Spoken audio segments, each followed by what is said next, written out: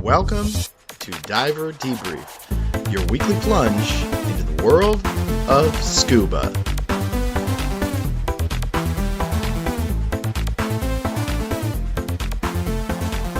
Hey, it's me, Philip Peterson, and welcome to Diver Debrief, your weekly plunge into the world of scuba. And here I am with Sheila Cooley. How are you doing? Hi, great. And you have no idea what to talk about. Not at all. We just decided to start this thing and do our intro. And so this is our first podcast. And for our first podcast, we decided that a good thing to discuss was how you prepare to go on your first scuba diving trip. And that's for our diving fundamentals. And then we also decided in parallel with that in our giant stride segment, which is for the more advanced diver. I'm not supposed to say that because apparently it's some kind of certification. But I'm new to this, so I don't care.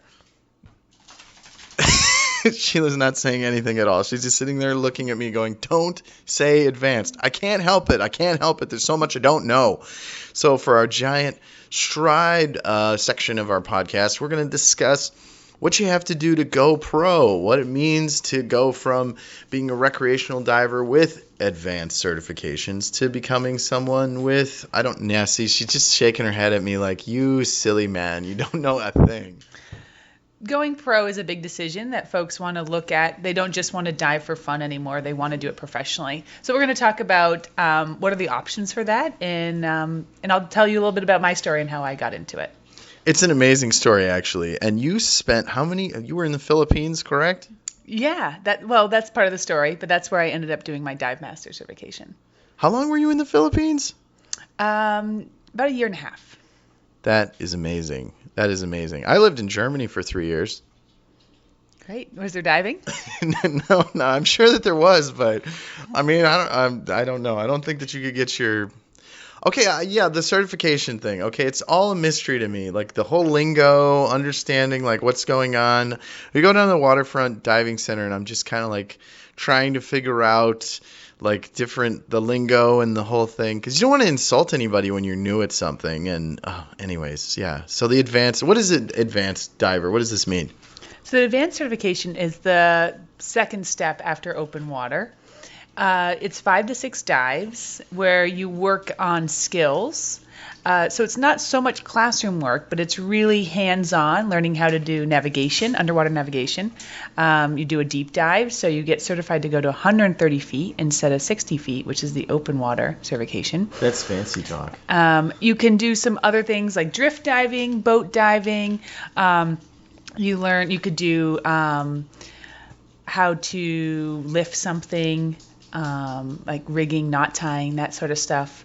There's a lot of skills that you can learn in the advanced class that take a lot more focus, and you really have to have some of your fundamental skills like buoyancy and dive planning kind of squared away. So it takes the open water diver to the next level.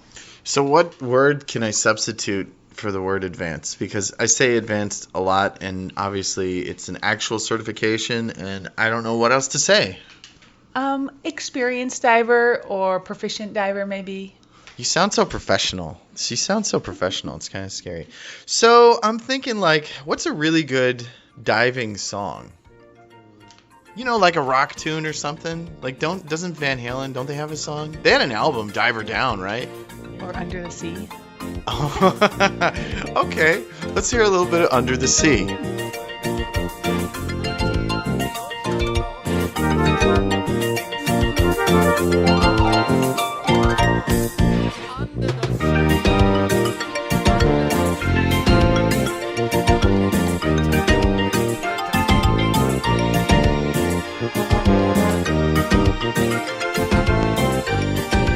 And we are back, and I love that song, Under the Sea.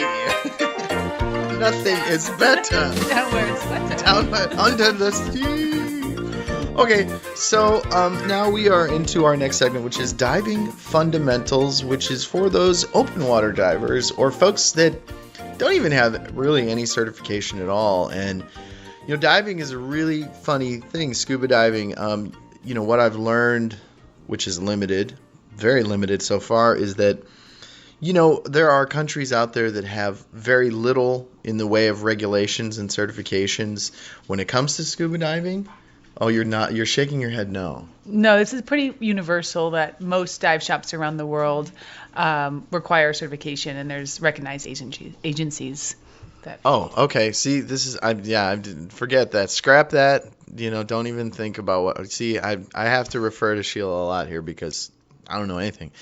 But are there kind of like little landmines that one can step on in the way of getting into scuba? Say, I don't know anything, and I'm going to go to some resort in, I don't know, some random place like Antigua, Jamaica, Bahamas, and I learn how to scuba dive there in an hour or whatever. Is that the way to do it? Are those opportunities exist?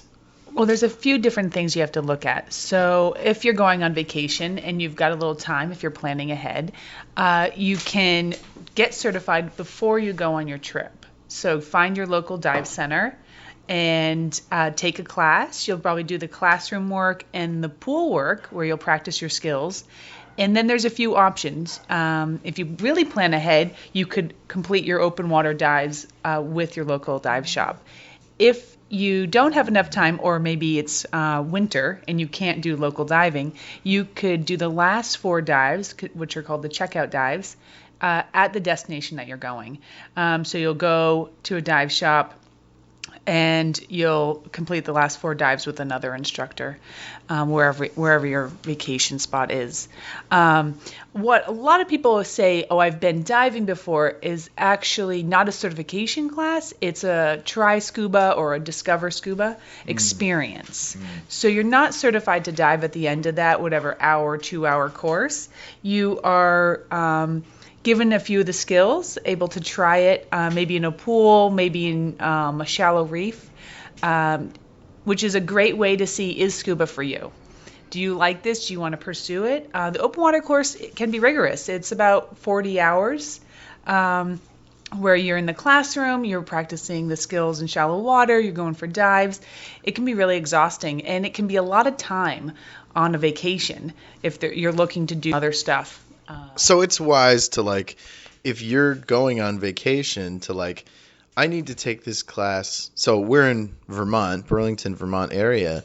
If you were going to learn how to do the scuba thing, you'd want to go to Waterfront Diving Center, meet with Jonathan, hang out with the guys there, and actually take the class.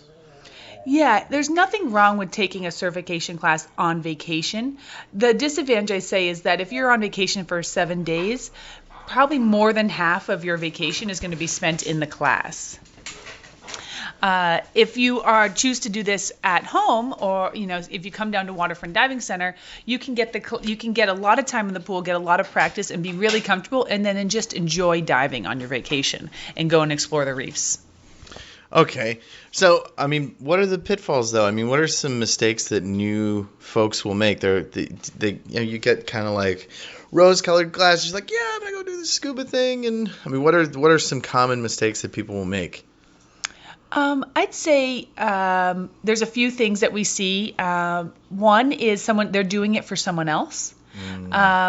Maybe their boyfriend or girlfriend or brother or sister or someone is doing the course, and they say, okay, I'll do it, and maybe they're not so interested.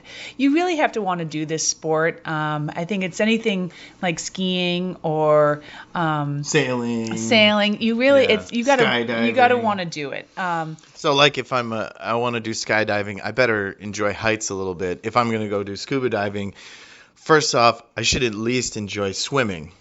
Yeah, and I'd say I think a lot of people are surprised that once they get in the water, they actually really enjoy it.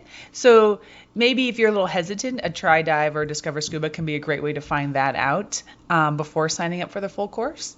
And we do that. You guys do that up here in Vermont, right? Yeah, we do about once a month in the Rackets Edge pool. Right on. Okay. So, all right.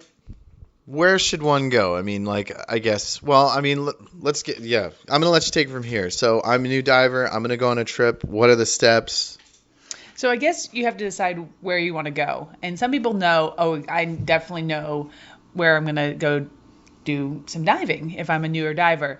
There's some great things you can find online. TripAdvisor or Scuba Board are great ways to find information. Come in and talk to divers at the dive shop.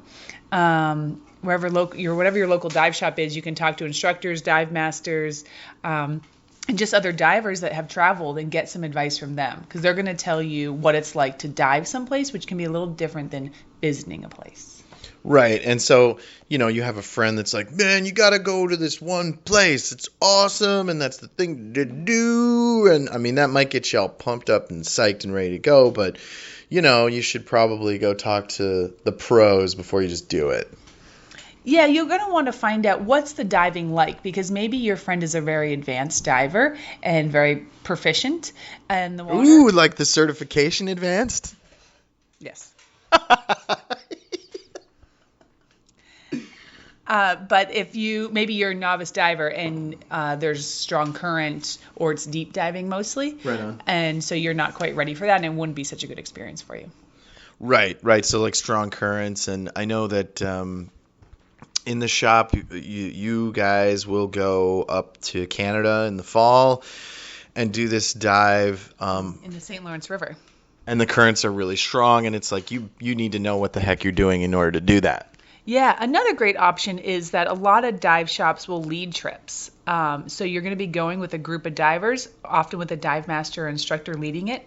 So they're going to be able to orient you along the whole experience about where to dive, and help you on the boat, help with equipment, whatever you need. So, and you're going on a trip here in a couple of weeks, correct? Yeah, I'm going to Bonaire through the Waterfront Diving Center with 22 divers. Should be great. Nice. And so, so these any newer divers going on this trip? Yeah, absolutely. Yeah, we've got a nice mix of people that have been on loads of trips. This is their first trip to warm water, so it should be a really fun group to we can learn a lot from each other. So we've covered where to go, and making sure that you're prepped and you have the right expectations and the right attitude and all that. Because it's probably a bad idea to go in there and pretend like you know it all and I remember when I was a kid I used a snorkel once and I'm awesome. Yeah, absolutely. It's a humbling sport. Even as an instructor, I'm continually learning from my students, learning from my coworkers, and that's one of my favorite things about the sport, is that it is challenging. I'd say the next thing to look at is who to dive with. At the dive shop, and who's your buddy going to be when you're diving. We never dive alone. We're always with a buddy. And if you're going to be traveling and you don't have a buddy with you, then you're going to be having to find someone when you get there. And that can be a little stressful for a newer diver if you aren't confident in your own skills and now you're diving with someone new. That's interesting. I think we're going to be covering that in our diver profile interview with Jonathan Eddy, which comes up after this section. So we've covered where to go, who to dive with. What else do we need to talk about in planning this trip? Well, I'd say the last thing is diving is a gear-intensive sport. So what do you need to bring so that you have an enjoyable experience? Yeah, what's a pack? Yeah, exactly. So most divers, we recommend, have at least their own mask, fins, and snorkel, and it makes a big difference if you have ones that fit properly and that are comfortable. You're gonna a properly fitting mask, it's not gonna leak, it's not gonna fog on you, all that stuff. I would definitely go ahead and bring that stuff. I normally bring my mask and snorkel on my carry-on, and I just check my fins. That way that if I lose my luggage, I can still go and snorkel and have my mask, which is really a personal item. Yeah, the whole mask thing is really key. I mean, how do you figure out what kind? I mean, I have tried a bunch of masks, and they're not goggles, right? No, goggles are what swimmers use. A mask encloses your nose so that you can equalize that airspace as you descend down. So, okay, I'm looking for a mask, and I have yet to find the right one, but I obviously haven't done enough shopping for it. What am I looking for with the right mask? So a properly fitting mask, it should be tempered glass. It should have a real silicone skirt. And then to fit a mask, you take the mask without the mask strap, put it against your face, breathe in through your nose, and you want to create a good seal. As you're inhaling, it should be difficult to pull the mask off, and you don't hear any air coming in. Now, that's to say, gentlemen that have a mustache or a beard, they might have a little bit of leaking air because of that. It breaks the seal on the skirt. There is some mask seal for that, some wax that you can use to help with that problem. It'd be probably wise maybe just to shave it off. And you can also trim it or shave it. That's kind of what I decided to do. But another thing that can happen is I heard that you smile a lot, Sheila, when you dive, and so you can kind of like get water in your mask. Yeah, absolutely. I continually smile and laugh underwater, which means I'm flooding my mask all the time. But that's no problem because that's one of the skills we learn as divers is to clear your mask, and I end up clearing my mask dozens of times. Right. That's actually one of the first things you learn how to do. Yeah, absolutely. Yeah, and I do it all the time on a dive. Interesting. So we've covered, kind of where to go, who you want to dive with, what to pack, and other landmines that you kind of like want to avoid, going into the shop and asking advice. You don't want to walk in there and be like, I know it all. You want to walk in there a little humble and be like, I want to learn how to do this. You want to be teachable. Yeah, absolutely. And I would say that is a good approach for everything in diving is just asking a lot of questions, being really curious, and having fun is really important.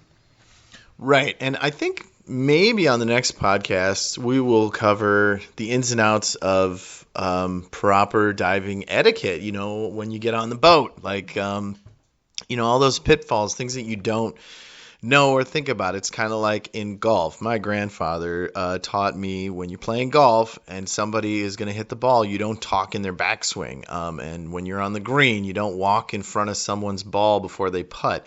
Now, those are things that I had to be taught.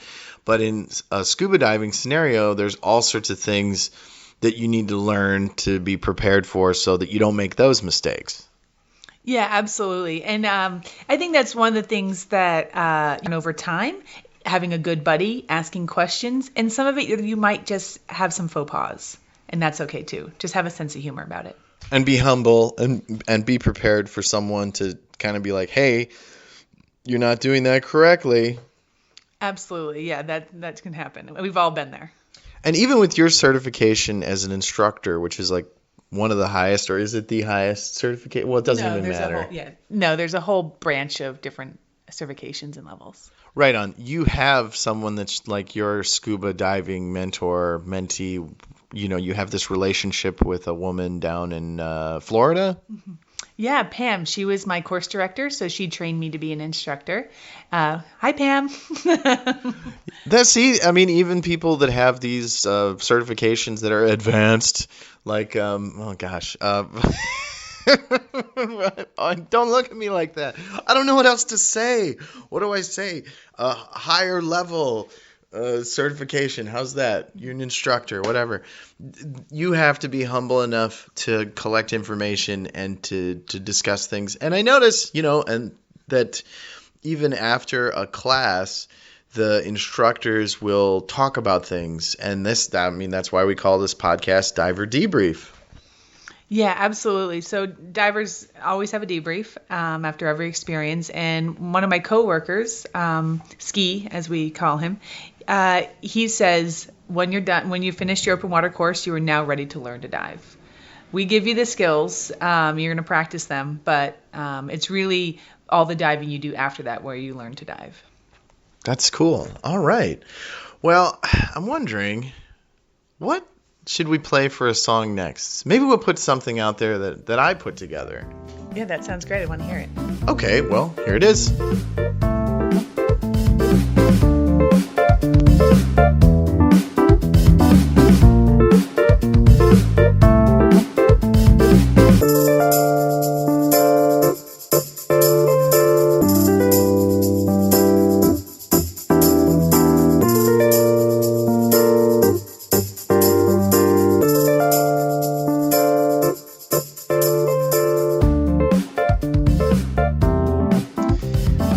What a nice song. And we were discussing it over the break, and apparently we didn't actually talk about who to dive with or what to pack. And so we decided this is going to be kind of like Diving Fundamentals Part dos, numero 2, and kind of like finish that part up because we talked about a lot of good things, but we did not actually finish how to actually go on a trip. So I'm going to turn it over to Sheila and be like quiet and listen to the information. So kind of going back to, we talked about where to go. Who is it that we want to dive with? We talked a little bit about dive buddies, but let's go back into that a little more. Who to dive with? All right, so first of all, you have to find a dive shop to dive with, and you want to make sure you're choosing one that's reputable. There's a lot of different agencies out there. You want to, any of them are fine. That's not really important. What's important is that it's well run, that they have clean air, it's good air in the tanks, and that you trust them, that they're safety minded.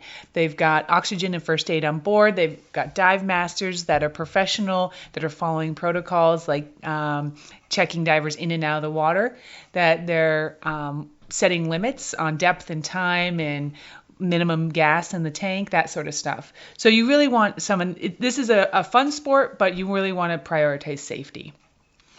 So how do I check somebody's certifications, though? I mean, like, I'm new at this. What's the right certification? Is there like a sticker on the door?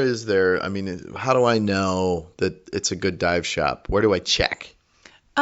You can just go and talk to them or email them in advance is a good way to check. I would say asking some key questions about how many people they guide, if it's a guided experience, if they're sending you out with a dive master, how big are the groups, how do they choose the groups and how do they put the divers together.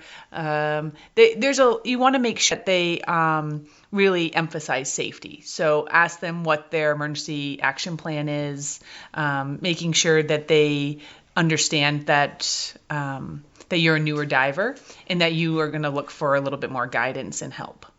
And then they're not just be like, oh, hey, come on in. Let's just throw a card at you and we're going to go. Let's go. Whoop-de-doo. Yeah, you want to make sure that they're going to give you the support you need to feel comfortable. And the training, because there's some training involved. This is not one of those things where you just throw money at it and off you go. I mean, you may throw some money into this. I mean, there's equipment involved in all of that, but you're going to have to put some sweat equity into it.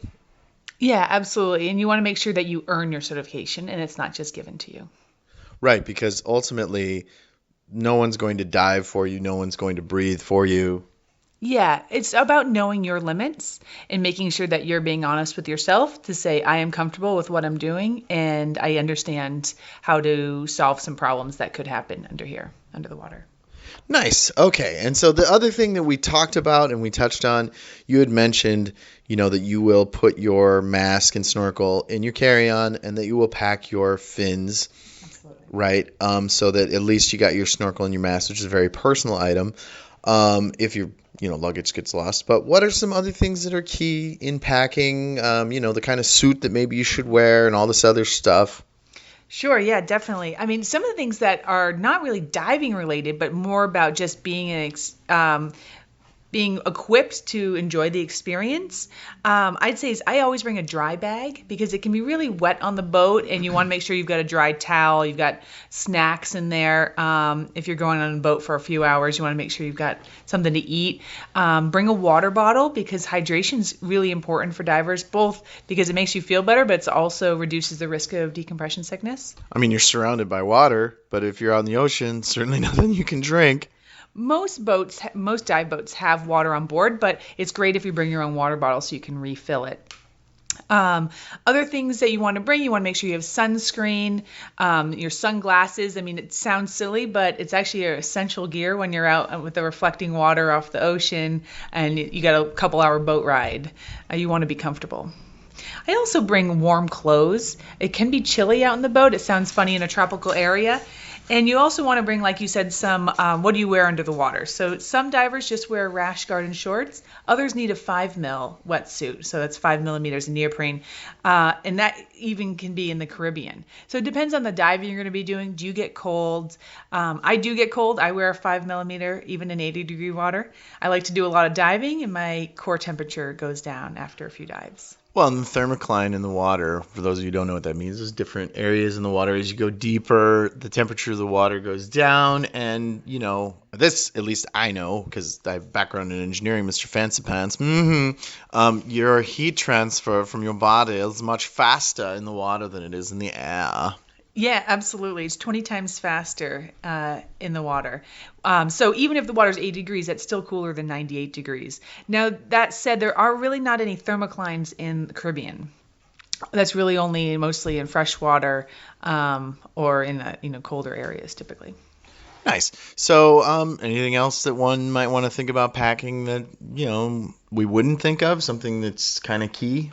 Well, some things that not to pack, usually tanks and weights will stay at home. So you're going to rent those from the dive shop, and usually that's included in the price of the dive. And so you might want to check in ahead of time and see what kind of tanks they have. Most 80 cubic feet aluminum tanks are pretty much the standard rental tank, right. But maybe you're looking for something else, so you want to plan ahead with that. But I mean, all that stuff it's probably there. It's there, but maybe you're looking for something a little bit different. Nice. Okay. Well, let's see. We've covered where to go, who to dive with, what to pack, and there's a train coming, which is awesome. So I would say the last thing to consider is getting to know your buddy on the boat or shore, if you're doing shore diving, is checking out their gear. What's their equipment? Where's their alternate air source? What kind of weight system do they have? What kind of diving experience do they have? Have a chat. Tell them your diving experience. Tell them what you're expecting in terms of buddy contact, minimum gas, a maximum amount of dive time. So set those limits, have that conversation ahead of time, because it's really difficult to have that conversation underwater, especially with someone you've never dove with. Yes, I mean, you can't talk underwater. You can use hand signals, and we'll probably cover that topic at another time. But ultimately, you're not going to be chit-chatting away under the water. When you're 40 or 50 feet below the surface of the water, you're not going to be like, hey, let's pop up real quick and chat this out. Yeah, even experienced divers. I was on a boat in the Grand Caymans in September, and it was all instructors, and we all said, okay, so what do you like to do? How do you communicate? What signals do you use? When do you want to start coming up? That sort of stuff. We chatted all that out beforehand, gave me a chance to get to know my dive buddy, and it also made me really comfortable underwater because I knew exactly what our plan was. So the fundamentals are good for everybody, even those with the more advanced and more experienced certifications. Absolutely. So diving fundamentals, did we cover it from stem to stern? I think we got it this time. Excellent. So I think I'm feeling a little like in a rockin' mood. We should get some Van Halen from their Diver Down, and here it is.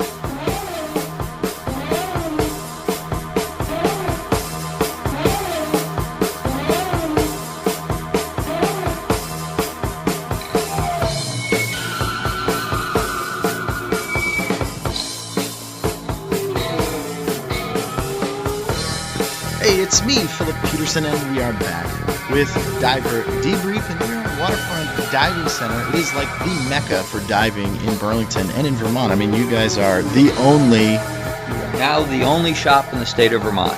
This is it. Like, if you're going to go scuba diving, this is the only place to be. And, of course, we get all this wonderful ambient noise. And here comes Ski.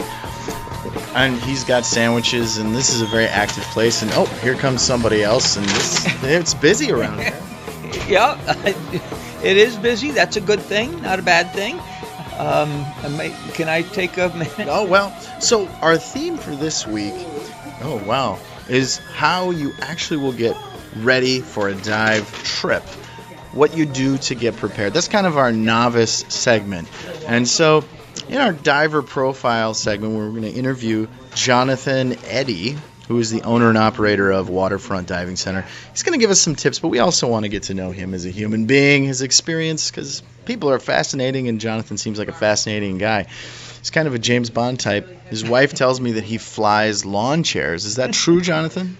For all intents and purposes, yes. It is an ultralight on floats, so it is. It's a lawn chair. It's a lawn chair. It's very dangerous. No, it's not dangerous. You have to just be sane about it and know your limits and fly in good weather. Interesting that you mentioned that, because that's one of those things that I was actually going to talk about. But I guess the first question I would have for you, Jonathan, is what was the defining moment that made you want to actually become a scuba diver? I've wanted to dive ever since I was a little kid. There was a TV show on called Sea Hunt, which was got me hooked in diving. It was Lloyd Bridges, and it got me hooked on diving. We had a pool at home, and I started swimming at an early age.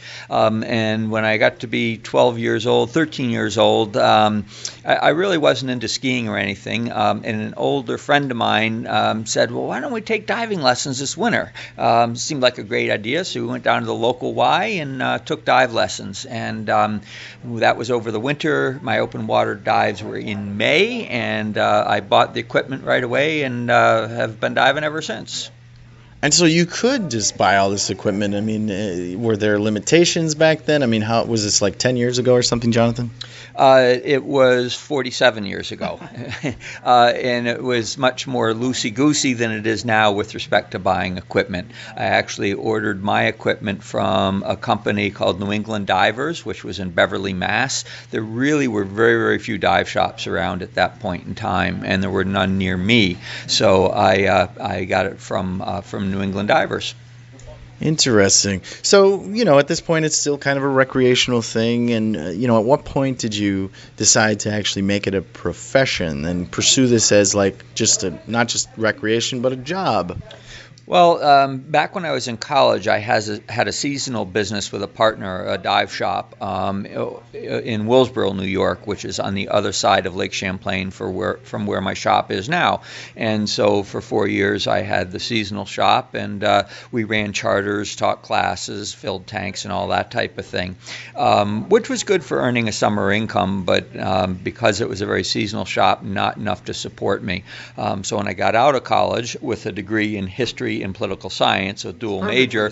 Yes, perfect for the scuba industry. I needed to get a job and earn some money because my parents lived overseas and I couldn't mooch off of them. So I got a job in banking, and I was a banker for 12 years. My last job in banking was I was in charge of residential mortgage lending for the New York State division of our bank. And then I came to my senses and I said... I was going to say, did you like that, this banking? I really enjoyed it for 6 or 8 years. The latter years got pretty tiring due to the changes that went on in the banking industry, and I said it was time to get out. And I had been diving as a volunteer diver on several nautical archaeology projects with the Lake Champlain Maritime Museum. And the then director of the museum, who was the person that started Waterfront Diving Center, asked me if I was interested to come up and take over the shop, and I jumped at the chance. At that time I was single, didn't have a lot of obligations, and so I decided it was better to do something I really enjoyed than to do something I didn't enjoy, even though it paid very well. And I think that's kind of a major theme of what we're trying to accomplish here with Diver Debrief. Oh, I'm getting a phone call, and I don't want it. Is understanding that doing this is fun. Scuba's fun. There's some danger to it. There's elements of danger to it. But it's the human spirit of exploration that we're looking into. And so I guess that kind of gets me into my next question. How do you know when you've gone far enough, deep enough, you're out there, you're diving, you have all this experience? Mm-hmm. Well, I think that you need to stop when you're not comfortable any longer, and that can be attributable to limited visibility. It can be attributed to cold water, currents, any number of things. But really, the reality is that you should always be comfortable in the environment that you're in and know your limitations. And we tell people ad nauseum that if you're not comfortable, tell your buddy you're not comfortable and terminate the dive. There's your worst enemy in diving is yourself. It's panic, and just don't put yourself in situations where you're apt to panic. That's interesting. You mentioned your dive buddy. What do you think makes a good dive buddy? I think a good dive buddy is, in an ideal world, it's somebody that you dive with frequently, and you know that person's gear configuration, you know their diving habits, you know that they pay attention to detail, that they keep in touch with you and you keep in touch with them, and generally know your diving habits. It also, in my mind, would be somebody that has some experience as well. If depending upon the type of diving you're doing. That's not to say that an experienced diver shouldn't dive with a newbie. It's just that if you have a buddy that's your regular every weekend buddy, the traits that I just mentioned, I think, make a really good buddy. Right on. So I know there's quite a few things that you and I could discuss. I mean, we could spend hours. I know that you do ice diving and you have experience in several different diving techniques, and I'd love to hear about the different, recreational versus technical diving. But we want to stick to kind of the topic here. We want some brevity, right? So I guess our theme for the week being what it is, how do you get ready for a dive trip? How do you get ready for a dive trip? Well, I think one of the important things is to know where you're going diving. In the case of the shop where we promote trips, the trip leader has a pre-trip meeting to let people know what to expect in diving conditions, the dive operation, what to bring with them that's appropriate for the environment in which they're going to be diving, and that type of thing. If you're scheduling your own dive trip, those are the types of things that you should research and know. And I would say rely heavily on the local dive guides because they're there to keep you safe. They also can point out things of interest that the average diver might miss, like an octopus underneath a coral head or a ledge or something that is often there. Some people feel they don't want to dive with a dive guide, and that's fine for environments, for locations that let you do that. That's great, but again, there's something to be said for going with a guide that knows the area well, knows the conditions, and is able to help out if needed. A lot of safety involved here. So knowing your limitations, I mean, I've been in 4 feet of water. It's probably not wise for me to go with another inexperienced diver and go into 60 feet, and, I'm not ready for that. No, that's true. And again, you have to know your limitations, and particularly if you're diving with a new buddy as well, I think you're going to be a lot more attentive to each other for that very reason. You're newer, you're not sure what the experience is going to bring you, and so that you are more attentive. Unfortunately, one of the things that often happens in the every weekend dive buddy that I just described is that you become a bit complacent and perhaps don't pay as much attention as you should because you're so comfortable with that person and their skills. But as a newer diver, as you develop those skills, it's really important to keep in touch with your buddy for safety purposes. You brought up an interesting point, though. So I'm going on this dive. I want to see an octopus. And I'm with this dive guide, and by golly, we're going to see I want to see an octopus. I want to see one. Come on.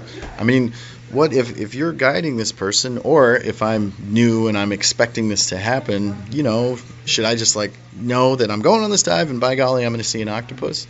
Well, it's the open ocean, and you never know what you're going to see or you're not going to see. My comment really about going with a dive guide simply is that for those critters which are territorial and live within a certain area, that dive guide's going to know where they are. And, they could be hiding somewhere else, but by and large, they kind of hang out in the same place. And it's your dive guide that's going to show you those things. You may never see it just swimming along because, particularly with octopi, they blend into their surroundings. They can change color, and it makes them really hard to spot. And it's people that are experienced with this that really can point them out. But if I say I want to see a humphead wrasse, and if I don't see one, then this was a failure, and you're a failure, and forget about it. That's not the attitude that you should take in diving. You have to have reasonable expectations. No, because you never know. There'll be a dive there'll be a dive where you don't see anything, and then there'll be a dive when you don't expect it that you'll see a whole school of eagle rays go by. So you have to just be open and be content. And I think most divers are. What turns on a lot of people about diving is the fact that it's a 3-dimensional sport. You can go up and down and backwards and forwards. In that sense, it's like flying, which is one of the reasons I enjoy flying and diving. And what you see may be more secondary than the experience itself. Nice. So I just had one last question to kind of wrap things up here. You own and you operate Waterfront Diving Center. It is the only last bastion of diving really in Vermont. So could you tell me about kind of an accomplishment or a project that you consider to be most significant or that you're most proud of when it comes to Waterfront Diving Center? I do actually have a business partner. His name is Ski, Rob Wilczynski, and we jointly run the shop. Ski is an instructor, and I run the business end of things. And I'm really proud of the shop itself. I've got a lot of people from a lot of different places say that this is one of the nicest shops they've ever seen, and that makes environment. Right. That makes me proud. The physical plan is nice. The building's a bit funky, but that's what people kind of enjoy. We're right across the street from the lake. One of my other passions has been history and archaeology. And one of the reasons I'm owner of the shop now is because of the fact that I volunteered as a diver on these nautical archaeology projects on the lake and exploring shipwrecks. And I'm very proud of having been able to participate in those types of surveys and wreck explorations and documentations. It's enabled me to marry one of my passions, which is diving, and another one of my passions, which is history. And which ones you go to college for? What I went to college for. So it's a combination of those things. And to earn a living, as most people aren't able to do, doing something you really enjoy and getting to travel the world as part of business and enjoying it. I suppose the biggest drawback to that life choice I made was money. You're not going to get super rich, particularly in the state of Vermont, running a dive shop, but that's all secondary. Understood. So I'm sure that we're going to have many more topics to talk about. I mean, I'm sure we're going to discuss ice diving and all these other crazy things that you do. I know you had an experience where you got bent. Mm-hmm. Those of you who don't know anything, it's having the bends, and that will be an interesting story. But for now, thank you very much, Jonathan, for being our first interview in our diver profile. Thanks very much. Appreciate the opportunity.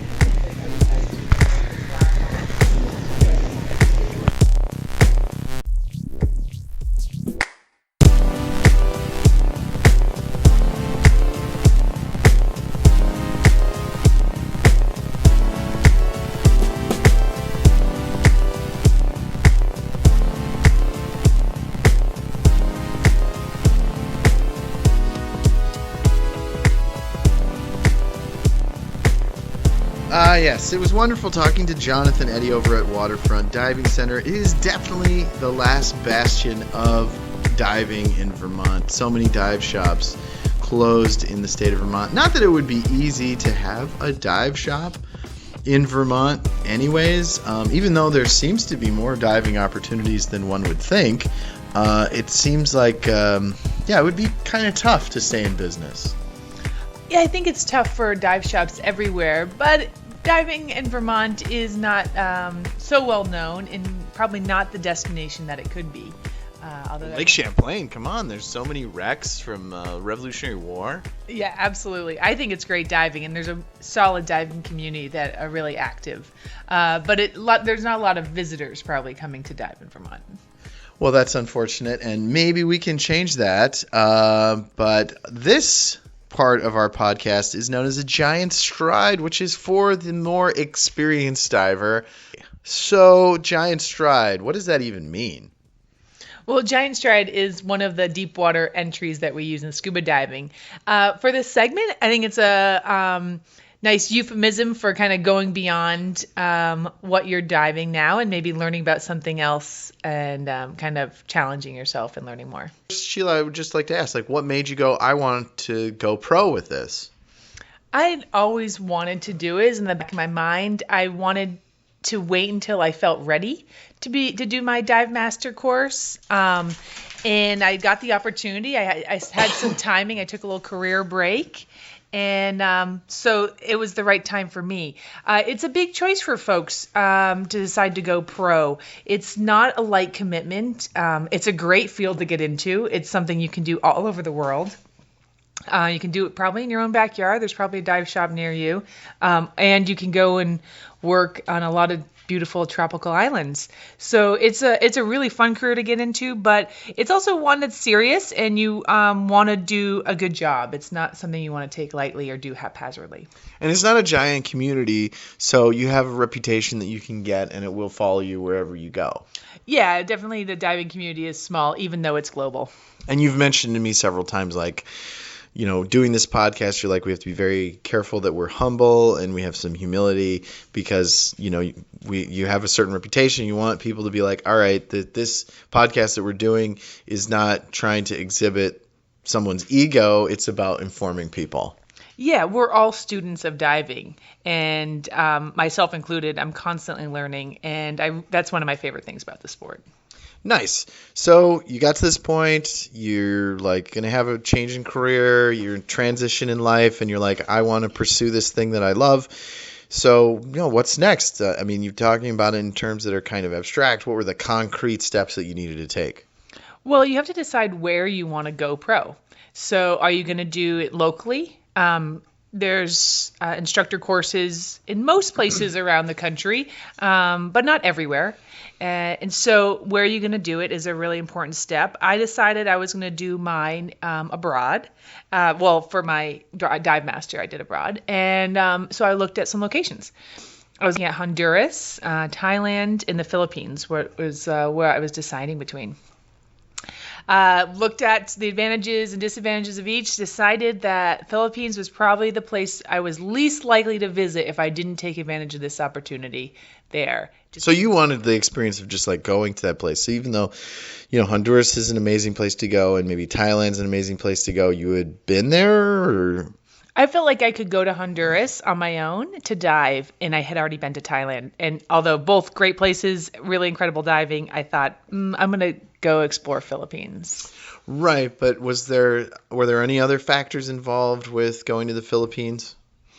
I really liked the diving, the life, the marine life. The macro is really incredible. There's sharks, thresher sharks that I was diving with. And then I found a dive shop that I really believed in their philosophy of instruction and leadership. And what was the name of the dive shop, and what were the names of your instructors? So I did my dive master course at Evolution Diving in Malapascua with Matt Reed and David Joyce. Incredible leadership, so much knowledge. I was just so lucky to train under them and be a part of the team. And were you part of a class of people, or how many other dive masters were involved, or people that were trying to get these certifications? Is actually one of my favorite things about the way they run their dive master course is that they only take one dive master trainee at a time. Where a lot of places, a lot of shops bring in a whole class. It was all of their attention was on me as a trainee, and so I got a lot of one-on-one and a lot of personalized attention to improve my skills. That can be kind of intimidating, actually.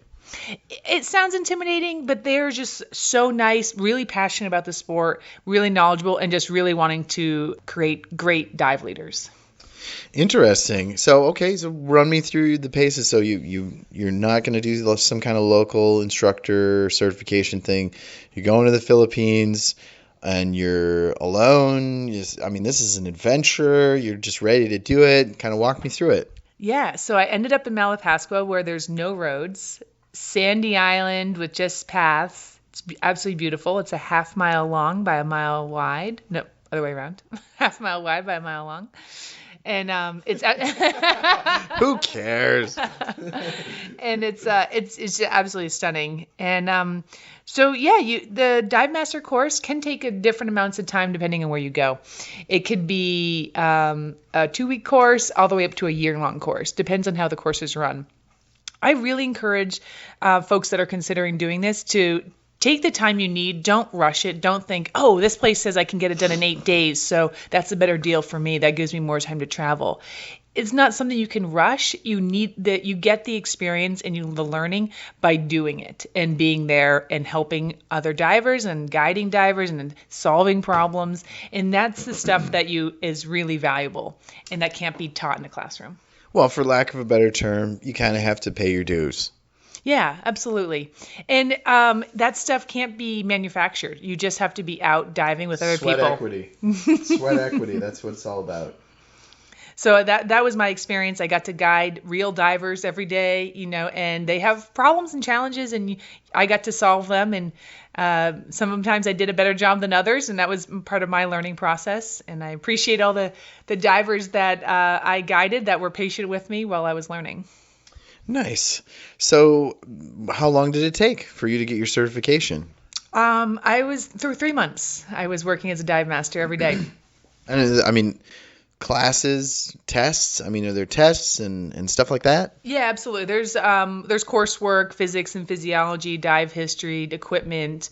Depends on the agency you're doing it with, and they're all a little bit different, but they all have tests and an exam. And there's skills assessment. You have to do a swim and a tread, and you have to do a stress test to ensure that you're not going to panic underwater under rigorous situations.